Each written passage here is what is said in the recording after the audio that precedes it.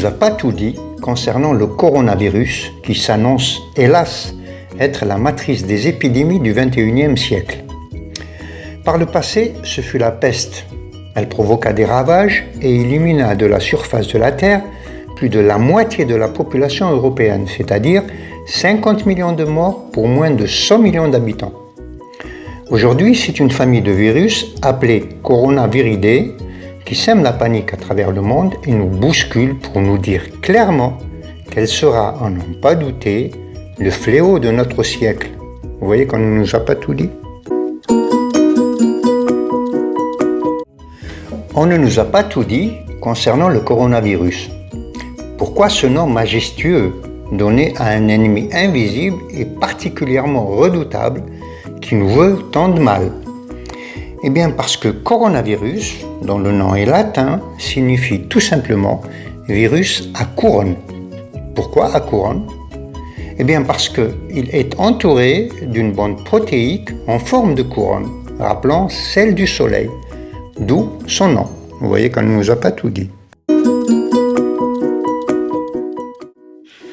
On ne nous a pas tout dit concernant le coronavirus, qui, sans vouloir faire de raccourcis religieux, mais seulement un parallèle avec les évangiles et notamment les évangiles canoniques, serait-il la pestilence annoncée par les évangiles à travers les 4 cavaliers de l'Apocalypse? C'est tout de même troublant. Mais encore plus troublant, le visionnaire qu'était Ibn Sina, le père de la médecine moderne, ne disait-il pas que certaines maladies étaient transmises par des êtres invisibles? Les imbéciles, bien évidemment, se sont gaussés de lui à l'époque, bien sûr, comme le font tous les imbéciles à travers les siècles. Et pourtant, le futur lui a donné raison avec la connaissance des bactéries, et plus encore aujourd'hui. Ibn Sina se prémunissait contre ces êtres invisibles par le thym en fumigation. Vous voyez qu'on ne nous a pas tout dit. On ne nous a pas tout dit concernant le coronavirus qui peut infecter tout autant les animaux que l'homme. Mais que provoque-t-il, du moins chez l'homme? Eh bien, sa prédilection est surtout pulmonaire.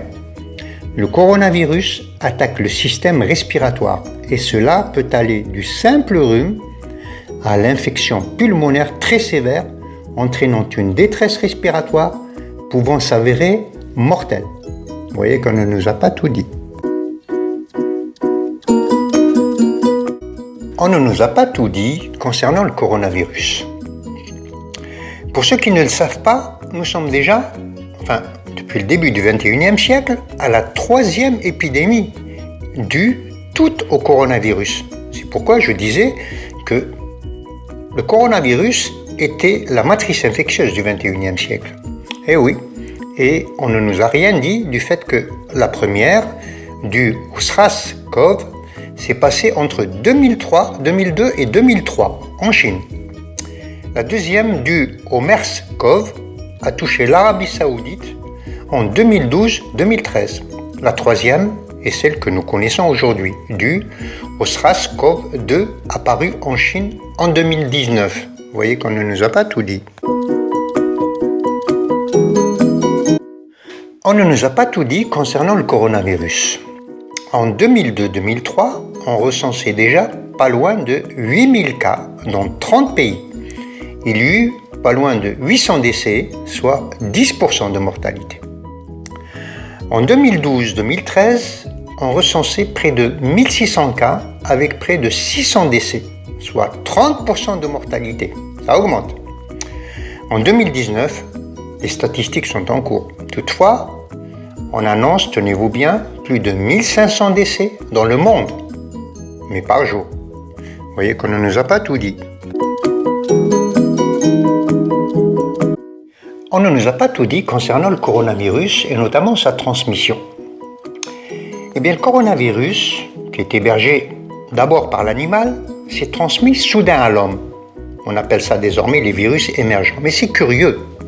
On ne sait pas pourquoi il s'est transmis comme ça à l'homme, spontanément. Mais la main de l'homme n'y est pas innocente. La transmission se fait par étapes.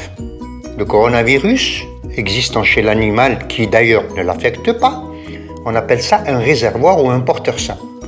Il a besoin de s'exprimer, c'est pourquoi il est transmis à une autre espèce, qui, elle, est affectée par la maladie, laquelle espèce le transmet à l'homme.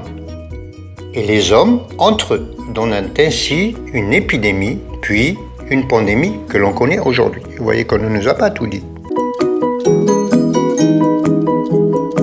On ne nous a pas tout dit concernant le coronavirus. L'animal réservoir, comme on l'a vu, est la chauve-souris. Eh oui, c'est le retour de Dracula sur la scène des horreurs. La chauve-souris, elle, transmet le coronavirus à un animal carnassier qu'on appelle la civette palmiste masquée, ce qui donna l'épidémie en Chine en 2002. Et la chauve-souris transmet également aux dromadaires le coronavirus, ce qui donna l'épidémie en Arabie Saoudite en 2012. Vous voyez qu'on ne nous a pas tout dit. On ne nous a pas tout dit concernant le coronavirus. Après avoir vu la transmission entre les animaux, voyons la transmission à l'homme. La consommation de civettes par les Chinois et de dromadaires par les Arabes a provoqué la transmission du coronavirus à l'homme. L'homme, lui, le transmet à son espèce par les contacts directs, c'est-à-dire les poignées de main, les tapes sur l'épaule, etc. Mais aussi par les gouttelettes de salive, qu'on appelle les postillons couramment, lors de toux, de crachats ou d'éternuements. Vous voyez qu'on ne nous a pas tout dit. On ne nous a pas tout dit sur le coronavirus, et notamment sa transmission à l'homme et son entrée dans l'organisme de l'homme. Mais par quelle voie? Eh bien, la transmission est, me semble-t-il, logique. Une personne infectée touche la main à une personne saine. Celle-ci la porte soit aux yeux, soit au nez, soit à la bouche. Et l'infection démarre. Vous voyez qu'on ne nous a pas tout dit. On ne nous a pas tout dit concernant le coronavirus et notamment comment se manifeste l'infection. Comme toute infection virale, on note une fièvre pouvant être forte, une photophobie, c'est-à-dire une difficulté à la lumière, des courbatures, des maux de tête, une toux sèche ou grasse. Puis, l'aggravation se fait par la détresse respiratoire, elle-même propre au coronavirus, pouvant entraîner la mort. Vous voyez qu'on ne nous a pas tout dit. Une petite conclusion au top sur le coronavirus. L'épidémie au coronavirus a débuté au XXIe siècle, rappelez-vous. Elle est donc vieille de 20 ans, cette année. 20 ans, oui. Toutes les autorités mondiales étaient au courant. Pourquoi donc sommes-nous complètement démunis devant cette épidémie? Ne pouvions-nous pas prévoir ce genre de catastrophe dans une sorte de plan anti-épidémie, comme il existe un plan Orsec? Fallait-il attendre que celle-ci s'aggrave pour pouvoir prendre des mesures hâtives et désordonnées?